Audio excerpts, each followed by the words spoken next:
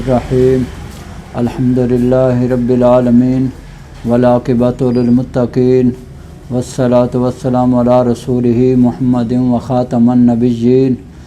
السلام علیکم ورحمۃ اللہ وبرکاتہ۔ پیارے دوستو، آج جو میں جس بیماری کے بارے میں بات کر رہا ہوں وہ ہے زکام کا ہونا۔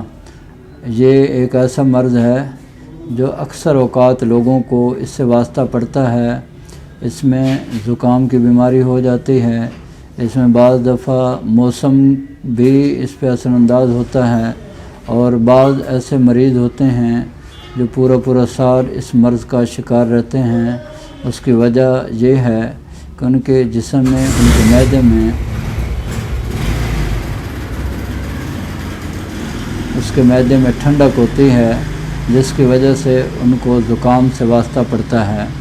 زکام ایک ایسی بیماری ہے جس میں مریض کو چھینکیں آتی رہتی ہیں، اور نزلہ جو ہے، زکام جو ہے وہ پانی کی طرح ناک سے بہہ رہا ہوتا ہے، اور ایسے نوجوان کسی محفل میں نہیں جا سکتے، سکول میں جاتے ہیں تو وہاں پریشان ہوتے ہیں، کالج یونیورسٹی میں جاتے ہیں تو وہاں پریشان ہوتے ہیں، کسی تقریب میں جاتے ہیں تو وہاں بھی بڑی پریشانی کا سامنا انہیں کرنا پڑتا ہے، کیونکہ ان کو بہت زیادہ چھینکیں بھی آ رہی ہوتی ہیں اور زکام جو ہے وہ پانی کی طرح بہہ رہا ہوتا ہے۔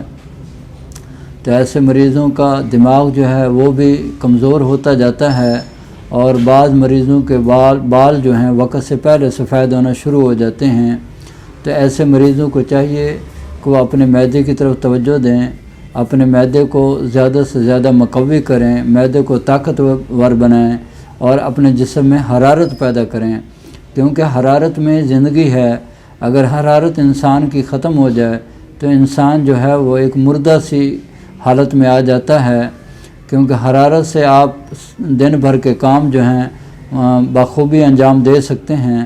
تو ایسے مریضوں کو میں جو اپنی طرف سے نسخہ دیتا ہوں وہ ہے 34 ملین۔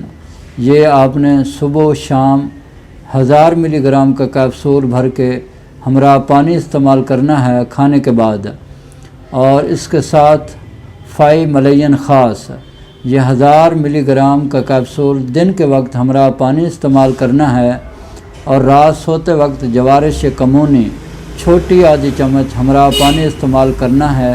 انشاءاللہ کچھ ہفتے آپ استعمال کریں گے تو آپ کے زکام ہمیشہ کے لیے ختم ہو جائے گا، اور آپ کا معدہ جو ہے وہ بھی طاقتور ہو جائے گا، اور آپ کی جو جسمانی اور دماغی کمزوری ہے وہ بھی انشاءاللہ ٹھیک ہو جائے گی۔